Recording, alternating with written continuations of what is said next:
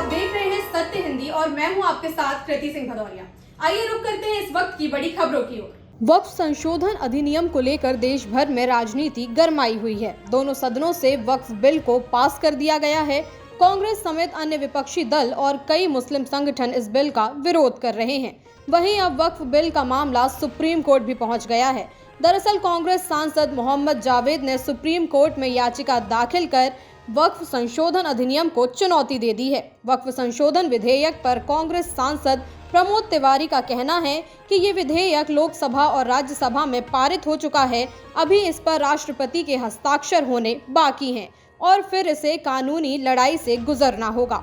हम वही करेंगे जो संवैधानिक है। संसद में पारित संशोधन विधेयक असंवैधानिक है। इससे पहले कांग्रेस नेता सोनिया गांधी ने भी इस विधेयक को मनमारे ढंग से पारित कराने का आरोप लगाया था। यूपी के संभल जिले में मौजूद शाही जामा मस्जिद पहुंचे कुछ लोगों ने हिंदू अनुष्ठान करने का प्रयास किया है। हालांकि पुलिस ने इस मामले में 3 लोगों को हिरासत में लिया है। बताया जा रहा है कि ये सभी लोग दिल्ली से आए थे। संभल पहुंचने के बाद ये लोग यहां की शाही जामा मस्जिद में पूजा और हिंदू अनुष्ठान का प्रयास करने लगे। हालांकि सूचना मिलते ही पुलिस की टीम मौके पर पहुंची और सभी को हिरासत में ले लिया गया। वहीं पुलिस हिरासत में लिए गए लोगों में से एक सनातन सिंह ने दावा किया कि हम विष्णु हरिहर मंदिर में हवन और यज्ञ करने के लिए आए थे, लेकिन पुलिस ने हमें गिरफ्तार कर लिया। अगर यहाँ नमाज अदा की जा सकती है तो हम पूजा क्यों नहीं कर सकते। दूसरे आरोपी वीर सिंह यादव ने कहा कि हम संभल की मस्जिद में अनुष्ठान करने आए थे, लेकिन पुलिस ने हमें रोक दिया। वक्फ विधेयक के खिलाफ देश भर में मुसलमानों द्वारा विरोध प्रदर्शन किया जा रहा है। इस बीच बिहार में इस विधेयक को लेकर पोस्टर जारी किया गया है। इस पोस्टर के जरिए राजद ने नीतीश कुमार पर निशाना साधा है।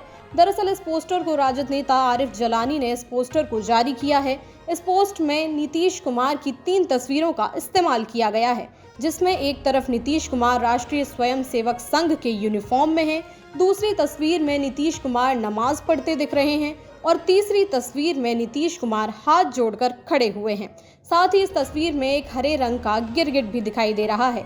इस पोस्टर में लिखा है कि गिरगिट रंग बदलता था, ये तो उससे ही ज्यादा स्पीड से रंग बदलने वाले निकले। इफ्तार देकर ठगने वाले, ईद में टोपी पहनकर टोपी पहनाने वाले, वक्फ पर धोखा दिया, एनआरसी पर भी वही किया। अब जनता चुनाव में सबक सिखाएगी, सब याद रखा जाएगा। पीएम मोदी की मोहम्मद यूनुस से मुलाकात को लेकर भारतीय विदेश सचिव विक्रम मिस्री ने कहा कि पीएम मोदी ने एक बार फिर लोकतांत्रिक, स्थिर, शांतिपूर्ण, प्रगतिशील और समावेशी बांग्लादेश के प्रति समर्थन जताया। उन्होंने प्रोफेसर यूनुस के भारत के साथ सकारात्मक संबंधों की इच्छा को भी रेखांकित किया। प्रधानमंत्री ने अपील की कि माहौल खराब करने वाली बयानबाजी से बचा जाए। सीमा पर सख्ती से अवैध घुसपैठ को रोका जा सकता है और सीमा सुरक्षा को कायम रखा जा सकता है। प्रधानमंत्री ने बांग्लादेश में हिंदुओं और अल्पसंख्यकों की सुरक्षा को लेकर भी चिंता जाहिर की। आपको बता दें कि प्रधानमंत्री नरेंद्र मोदी और बांग्लादेश की अंतरिम सरकार के मुख्य सलाहकार मोहम्मद यूनुस की शुक्रवार को थाईलैंड की राजधानी बैंकॉक में मुलाकात हुई। शेख हसीना की सरकार के सत्ता से बाहर होने के बाद दोनों नेताओं की ये पहली मुलाकात थी और दोनों नेताओं के बीच करीब 40 मिनट बातचीत हुई। केंद्रीय मंत्री और पश्चिम बंगाल भाजपा के प्रदेश अध्यक्ष सुकांत मजूमदार ने गुरुवार को पश्चिम बंगाल की मुख्यमंत्री ममता बनर्जी पर हमला बोला और कहा कि टीएमसी प्रमुख ममता बनर्जी जैसे लोग भारत को तोड़ने की कोशिश करते हैं। अब तक जो वक्फ अधिनियम अस्तित्व में है, उसके कारण भारत में कई जगहों पर हिंदू और मुसलमान विवाद में हैं। ममता बनर्जी जैसे लोग तोड़ने की राजनीति करते हैं और तुष्टीकरण की राजनीति के जरिए वे सत्ता में बने रहते हैं। उन्हें देश की चिंता नहीं है। अगर उन्हें सत्ता में बने रहने के लिए पाकिस्तान या बांग्लादेश से हाथ मिलाना पड़े तो ममता बनर्जी इससे पीछे नहीं हटेंगी। उन्हें सत्ता चाहिए। बीजेपी नेता समिक भट्टाचार्य ने भी पश्चिम बंगाल की मुख्यमंत्री ममता बनर्जी पर हमला बोला और कहा कि वो धर्म के आधार पर विभाजन करना चाहती हैं। भट्टाचार्य ने कहा कि ममता बनर्जी की राजनीति विभाजनकारी है।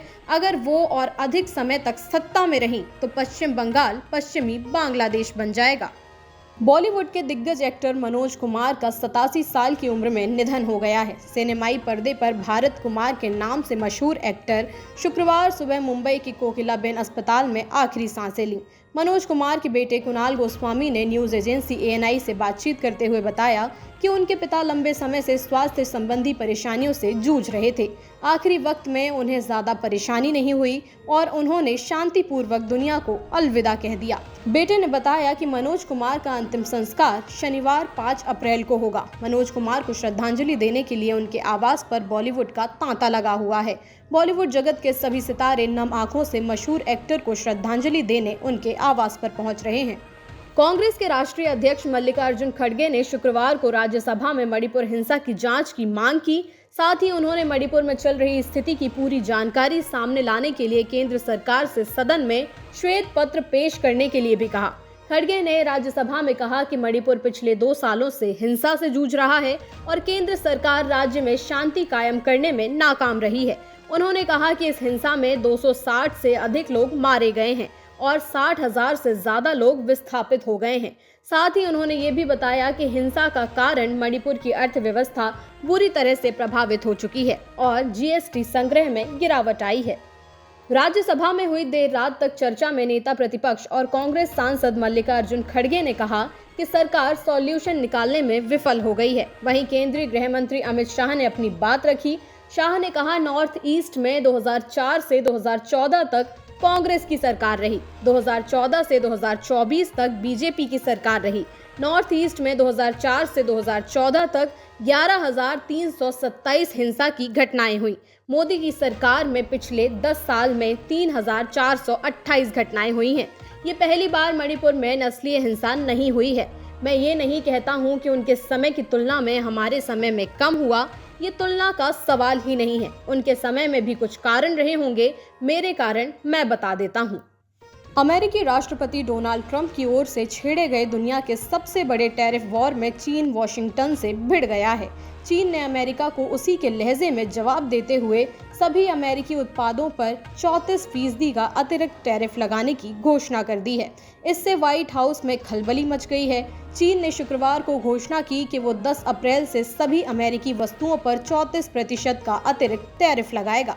बता दें कि इससे कुछ दिन पहले ही डोनाल्ड ट्रंप ने कई देशों पर पारस्परिक टैरिफ लगाने की घोषणा की थी, जिसमें उन्होंने चीन पर सबसे ज्यादा 34% का टैरिफ लगाने का ऐलान किया था। अब बीजिंग ने 4 अप्रैल को अमेरिका पर भी 34% का टैक्स लगा दिया है। इसके साथ ही चीन ने निर्यात पर नियंत्रण की भी घोषणा कर दी है। बुधवार को अलग अलग देशों के खिलाफ रेसिप्रोकल टैरिफ का ऐलान करते हुए अमेरिकी राष्ट्रपति डोनाल्ड ट्रंप ने एक चार्ट दिखाया था, जिसके अनुसार भारत पर 26% टैरिफ लगाने का जिक्र किया गया था। यही चार्ट दिखाकर ट्रंप ने ऐलान किया था कि भारत, चीन, ब्रिटेन और यूरोपीय संघ जैसे देशों को अब क्या टैरिफ देना होगा। चार्ट को दिखाकर ट्रंप ने बताया था कि भारत अमेरिका से आयात पर 52% टैरिफ लगाता है, लेकिन अमेरिका भारत पर रियायत दर 26% की दर से टैरिफ लगाएगा। हालांकि ट्रंप प्रशासन की ओर से जो आधिकारिक दस्तावेज जारी किए गए थे, उसमें भारत पर 27% टैरिफ लगाने की बात कही गई थी। हालांकि ताज़ा अपडेट के अनुसार टैरिफ की दर को घटाकर 26% कर दिया गया है। जानकारों के अनुसार टैरिफ में 1% के अंतर से कारोबार पर कोई विशेष फर्क नहीं पड़ेगा। लेकिन सोचने वाली बात तो ये है कि आखिर अमेरिकी राष्ट्रपति डोनाल्ड ट्रंप भारत पर कितना टैरिफ लगाना है, ये तय क्यों नहीं कर पा रहे हैं। फिलहाल के लिए इतना ही। देश दुनिया की तमाम खबरों के लिए आप देखते रहिए सत्य हिंदी।